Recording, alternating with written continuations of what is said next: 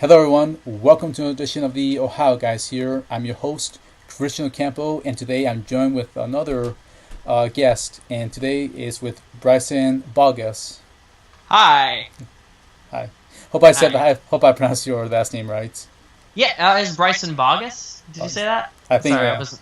Yeah, yeah. I've heard different people say like bogus or Baugus and different ways. Sometimes I just kind of stopped listening after a certain point. So yeah, but hi, nice to be on the show. Thanks for having me. Yeah. Thank you Yeah. for joining me. Since it's your first interview, we have a few questions for you, and All right. we'll make this easy for you. Okay. First of all, what's it like working in the industry today? Well, working in the industry today is pretty interesting. It's a lot of fun. It's very fast paced. At least for me, I've only worked with Sentai. I don't know how they do things at like other studios, but at Sentai, it's like really fast. We go in, we do our things. A typical session for me is like hour and a half, or maybe even just an hour if they just have me doing extra voices or something like that. So like it's moving really fast. And another thing about it is just having fun with the directors. The booking end is a little bit like patience. So like I'll be doing a show, and then I won't hear about it I won't hear about doing another show for a good while. There was like a good clump this year during the summer where I was getting them like back to back, but then I would be like 4 months waiting and be like, oh, they don't even want to use me anymore. But then like about 4 months later, they'll be like, hey, come in and do this other thing. And so that was that's always kind of nerve-wracking where you're just kind of like waiting on the next one. But it's still really good fun. And every time I get like an email saying, hey, come in and do a show for us, it's always like super exciting just as soon as you get that call or that email or something like that. So it keeps you on your toes. So Yeah, no, it's a lot of fun. keep up the good work. Yeah, thank you. So during your time at Sentai, what is your favorite show you have worked on? Definitely, is it wrong to try to pick up girls in a dungeon? Mostly just because it's such a crazy title, and I had a lot of friends that were already fans of the show when it first came out, and so I was just kind of like super excited to be able to work on it. Before going into my first session, I ended up watching the whole series like over the weekend. Excuse me. And it was just a lot of fun to work on. There was a lot of shouting and really funny moments and stuff like that. It was just a lot of fun. Yeah. Can't wait for it to come out. Me too. Me either. Next question. What was it like working on Fake Clade, Linear Prisma, Tui? I can't pronounce it right. Yeah, I think it was like Fate Collide, Prisma, Ilya, Tuvai, Hertz, or something like that. It was a really long title, and every time I would try to like, because like what I like to do is I like to announce that I've been in a show as soon as they announce it, and so I knew that the show was coming out in like January 28th or something, and they usually announce the casts either like a month before or like a week before the show comes out, but like they never released like a blog with the cast for this one, so I was just kind of like, eh. I was like Googling it like up to the last day of it releasing, and I was just kind of like having to type this full title out every single time, and it was pretty interesting. But it was a lot of fun. It was pretty interesting. I think that was the first show where I had to go to, because though like Sentai has two separate studios, and it just depends on like what they need. Their like mechanic needs or something, like something's wrong with like the booth here, so they have to go use this one. And that was the first time I showed up at the wrong studio and I was late, and I was just like, oh my god, they're going to be so mad at me. But luckily, the character I play in there is only in there for like an episode and maybe just like half an episode after that. And then I did some extra voices, so it wasn't too stressful. But like I said, because he's only in like one episode, I really didn't get to see that much of the show. But it was definitely a lot of fun. There's like this cutaway scene where basically I'm discussing this thing. So I think I'm like the president of the school student council or something like that. I play Issei Ryudo for people watching who don't know. I think he's like the student council president or something like that, and he's working with the best friend who's like the main character, I think. And he's just talking about what they did at school earlier today, and this one girl who's like this super, I guess, yaoi fangirl or something, she would hear what I'm saying and then interpret it in her mind in this super fangirlish way, and like kind of like a shipping thing where she was like shipping me and the guy that I was talking about. It was pretty funny just to see that contrast. It was really fun. But that's pretty much my entire experience with that show, is just like those short scenes that I was able to be a part of. It's a good series. I'll be honest with you. I'm happy you're a part of it.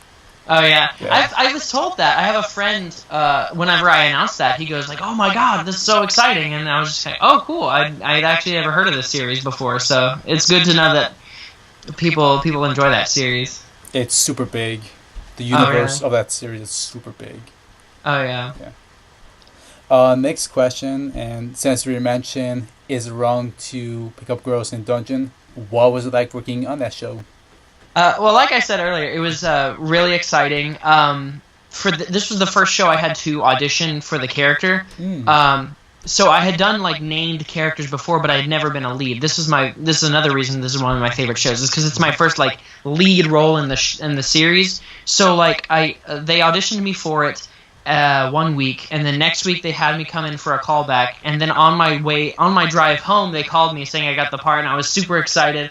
And this was like a Friday, so then like that Saturday I just watched the whole show to like prepare. But like it was a lot of fun. It was the first show I had to like come back consistent days over, because I'm used to going in and we would record the whole series in one session in 1 hour or like 2 or 3 hours or so, just depending on how big the role is. But this one was a lot more, as obvious. So it was the first time I had to like basically commute between where I'm living and where they are in Houston. And since I'm going to university right now, it's like an hour drive from here to there. But it was a lot. It was a lot of fun though, so it was totally worth it. There was a lot of shouting in the show, so I had to drink a bunch of water. I was going to the bathroom every like 20 minutes, but that was. So you could say half of my job was using the restroom. But no, it was a lot of fun. I was super excited when I first got it. I had to keep quiet about it. I was like, I can't tell anybody. And then like my excitement like just blew up again as soon as I was allowed to announce it, because I had all these friends saying like, "Oh my god, you're this guy," and I was just like, "Oh yeah," and it just all the excitement just caught right back up as soon as I was able to talk about it. So I'm still looking forward to it coming out, and I get to see the finished product and everything. So that was definitely one of my favorite shows. So good. Next question: what was it like working on Gatchaman Crowd's Insight? Gatchaman Crowds. This one was over the summer, and it was a lot of fun because I was doing this show, and then I was also traveling to do a theater show in a town over and stuff like that the day after. So actually, I think it was the same day, and it was kind of interesting because after I had finished my recording session, I was driving to the theater and like my tire blew out, and so that's always going to stick out in my head because I don't know, it was like a super hot day. I think it was like 103 or something outside, so it was really hot, and I guess it just really messed with my tire. So that's always going to stick out in my head about that experience particularly. But what was funny about that show is I didn't know what show I was going into until I got there, because sometimes they'll send you an email, "Hey, can you come in for a couple hours? Here's the show you're going to be working on." But for this one, I guess something was wrong with their system around that time, so they were just kind of like, "Hey, we have you down for this long," and it was a lot longer than like a typical Wallace session, so I was already excited, and I was like, "Oh my god, what is it going to be?" So like I was just super excited to know that I'm going in for this like certain amount of time, and so I'm just kind of like, okay, they're going to give me like a big role, and I get there, and I see the name of the character, Gel Sadra, and so I Google it real quick, and I look up this character, and it looks like a little girl, and so I was like, it can't be this one. But then like I go in, and it actually was this little red tomato alien kid who looks kind of like a little girl, and I think he's voiced by a girl in the show. But then he like grows up and becomes like Chris Patton, and so yeah. And what was fun about that show, that particular casting choice, was there's like this joke, or I guess it's kind of a joke. It's like an inside thing with the people at the studio there who they like to call me like the younger Chris Patton or something like that, just because I'm also tall and blonde and blue eyes. And I actually got to work with Chris Patton on a theater show last year. I was in Green Day's American Idiot, and we did a regional production of it in Houston. And I first got to meet him there. And so that was a lot of fun, and he would like joke about me being like his long lost son and stuff like that. And so it was so perfect that they were able to like cast us as like a younger and older form of the same character in that show. So that was a lot of fun. That's amazing. Yeah. Makes me laugh. Yeah. Next question. One of the new shows that just came out. What was it like working on Diabolical Lovers? Diabolik Lovers. That was another one of those shows where I didn't really... Actually, no, I did. I thought... So, like, it was kind of like I half did, half didn't know what I was going into. Because when they first sent me the email saying, like, come in for Diabolik Lovers, and I was like, oh, okay, I'd never heard of this show. So, like, I looked up all the characters from it because, again, they gave me the amount of time, and I was like, this is totally going to be, like, a major character based on the amount of hours they had me booked for. And so, like, I was like, okay... looking up Diabolic Lovers, and I ended up finding like the purple hair vampire that I think Corey Hartzog plays in the first season. But then like I was like, oh, that's got to be the guy that I'm having because he looks like the type of character I voiced. But then I looked it up and I was like, oh, they already dubbed the first season. They're doing the second season, and so like I was just like scrambling through like the new characters in the second season just to be like, okay, who am I maybe gonna be? And I got it down to be between the one that I got, which is Komukami, the blonde one, and I was like not entirely certain, but I was like maybe they might be considering me for the green-haired one, which Greg Ayers ended up playing. I can't remember. Oh, Asuza, that was his name. So I felt proud of myself for being able to like nail it down to like at least two of the ones that I might be. So that was pretty fun. It was the first major character I got to work with Chris Ayers on. I had done a lot of Walla for him, and I was in Ari Hamatora for him as Hikaru, but he was only like a single episode character. So for this show, I was actually able to do quite a bit of episodes with this like pretty major character, and so it was a lot of fun working with Chris and seeing how he works on that kind of stuff. In contrast to like how Kyle works with that kind of stuff, because those are the two main directors at Sentai's. Chris Ayers and Kyle Jones, and so, but they're both have their own like unique way of approaching certain elements of these shows. So it was a lot of fun to be able to work with Chris on something like that. They're both great directors. Yeah, definitely. Met them both. Mm-hmm. Nice. Yeah, me and Kyle are going to be able to go to like a convention. Yeah, I mean Boston. Anime Boston next month, and so I'm going to be having a lot more fun hanging out with him over there, so looking forward to that. Yep, have fun there. Mm-hmm. All right, so now a non-anime question, and this is for you, man. What's it like working on your own YouTube channel, the Bryson Baugus channel, or the second one? Well, I have two channels. So, and the reason for this, and so there's Bryson Baugus and Bryson Baugus 2, and it sounds weird, but 2 is actually like my main channel because that's the one I've had the longest since I was a kid. I was like 13 maybe. It was 10 years ago. It was like 2007 I signed up for this account. So I was either 12 or 13 when I made it. And after a while, I just started getting into like singing and stuff like that, and so I would upload vocal covers here and there and all that. But then I would occasionally be uploading videos completely unrelated.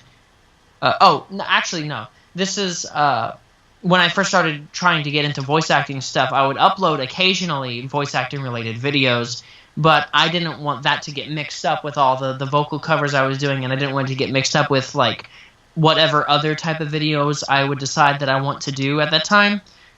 So basically I made the separate channel, the Bryson Baugus 1 channel, which is dedicated entirely to voice acting related type videos and stuff like that. And the Bryson Baugus 2 is technically just my like dumping ground for any videos that's not related to voice acting, but it ended up just being covers because that's the type of stuff the type of videos I just found myself enjoying to make more than anything else. So I do have those two channels. I'm starting to be a little bit more active on my Bryson Baugus 1 voice acting channel, because it's been like 2.5 years since I've uploaded something there. But just this past month, I've uploaded like 3 videos to it. It was a lot of fun. But yeah, I don't have too big of a following, so it's not like I'm just like just drudging out content and stuff like that for the sake of it. It's really every video I make, I just work really hard on, and hopefully people like it. But it's not something that like I can see myself like becoming this big YouTube star or anything like that. It's just something, a lot of fun that I like to do on the side. Gotcha. Mm-hmm. All right, so next question. Is there anything else coming out that you can talk about, or anything you just want to plug in at this time? I can't think of any shows that I'm going to be in anytime soon that I can talk about. NDAs. Aside, yeah. Well, it's not even just that. It's just that. Well, there's that also, but I also haven't really done any major shows since recording Dungeon. So, like, the other shows that I'll be able to announce in the future are just like Walla, which, for people who don't know, that means with all actors, which is like miscellaneous voices in the crowd that you won't really hear me in the first place. But so those announcements will just be like, oh hey, I did like a guy in the crowd here in this show. So until my next major thing, this is pretty much the stuff we talked about here is pretty much like the biggest things. Some other shows that I have been in that are already out that you could probably check out is when supernatural battles became commonplace. I played the blue hair kid Kutagawa, who likes video games apparently. That was a lot of fun because I like video games. My Love Story, I was in that as young Suna. I've watched that a couple of times and I love that show. That show's really good. Anything else? I have a Twitch channel. I'm in front of like basically my streaming setup right now. I have a green screen and all that stuff. I Twitch stream occasionally. I'm usually playing video games. I don't stream as frequently as I would like to, just because school and work and all that different stuff that balances out with time. But if you follow me on Twitch and stuff like that, I'll occasionally be streaming. I've actually started doing this thing where I can dual stream on both my YouTube channel and Twitch at the same time. So if you follow me on either of those websites, then you should be able to catch me streaming occasionally. And I'll always share when I'm streaming on like Twitter or on Facebook or anything like that. So yeah, that's pretty much it. You can my Twitter is at Baugus Bryson, just at Baugus Bryson, and my Facebook public page is just Bryson Baugus. You can probably find it in the search bar. I've been getting a lot of random like friend requests from people I don't really know. I try to keep my personal page with just personal friends and connections and stuff like that. And so like if you do want to follow my like Facebook stuff, just go ahead and you can find my like public page, which is just Bryson Baugus VA on Facebook and stuff like that. So, but that's pretty much all that I have to plug, I guess. I don't know. Okay. Oh, one fun little question I'd like to ask all the voice actors. If you can be any of the characters you have played in real life, who will you be, and you can mix and match? I feel like I already am partly kind of like Belle from Is It Wrong to Dungeon, because I'm very like I'm very like, I don't know how to put what the word is. I'm very like worried about coming off as like this rude person, so I'm just kind of like I just try to be really nice, and I'd like to combine that with like Gail Sadra from Gotchaman Crowds, to where he can like just use this power to see what everyone's pretty much thinking, because I have that thing where I'm just kind of like worried about like what people think about me, which is kind of bad, but whatever. It's something I gotta get over. But I guess that's the best answer I could give for that. Fair enough. All right, now we come to our last question. Is there any Facebook, Twitter, Twitch, or any other social media for the fans to contact you? Like I said earlier, just my Twitter is at Baugus Bryson. My Facebook is Bryson Baugus VA. If you just put it in the search in the the address bar of the internet. Or if you can just search Bryson Baugus on the search bar and look for my public page. Twitch is Baugus Bryson. You're seeing a pattern here. It's just Baugus Bryson. I have a Tumblr that I use once every 50 years that I can't really remember right now. I think it's Baugus. It's either Baugus Bryson or Bryson Baugus because it's weird. I had like a Tumblr that was untitled for forever, so I made a subtitle because I didn't know how to change the title of my Tumblr. It's a big complicated thing. Just there's a Tumblr out there. If you good job. But that's about it for social media. So okay. Well, we would like to thank you for joining us for the interview. We well appreciate it. Well, thank you for having me. I appreciate it too. Yep, and well, we also want to thank our fans for tuning in another episode of the Ohio Guys. All right, everyone. I'm signing off. I'm Christian Ocampo. I'm Bryson Baugus. And we'll see you all next time.